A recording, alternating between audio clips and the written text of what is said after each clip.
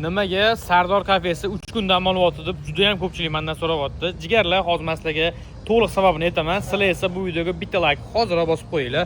Bizani bilasizlar, bizda bitta shashlik yoki bitta osh yoki bitta ovqatlarni o'zi emas. Bizda hammasi bor, ya'ni to'y oshi desangiz bor, shashlik desangiz bor, salatlar desangiz bor, manta desangiz bor, suyuq ovqat, quyuq ovqat, hozir kuchli akroshka hammasi bor.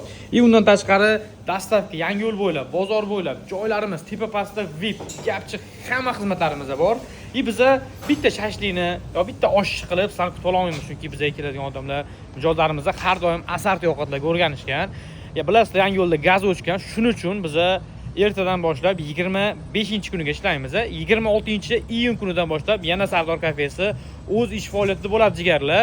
Shuning uchun navoda kelib qolsanglar, agar kafemiz yopiq bo'lsa, ming bor uzr so'raymiz, чтобы kelgan vaqtingizga rozi bo'lasizlar. Tak что videoni tanish bilsanglar jo'natib qo'yinglar, ya'ni ertaga kelib, uzoqdan keladiganlar bor, yaqindan keladiganlar bor. Xabardor bo'lishsa, telefon qilganlarda ko'tara olmasligimiz mumkin, chunki telefonlarimiz qoladi shu yerda o'zida. Jigarlar, xudo xolasa assalomu alaykum, darchamasizlarmi? Shuning uchun shunaqa 26-iyun kunidan yana ishga tushamiz jigarlar. Hammalarga rahmat, poddержка qilayotgan aka-uka opa-singillarimizga. Sardor kafesi hamisha sizlarga xizmatda. Joninglar sog' bo'lsin.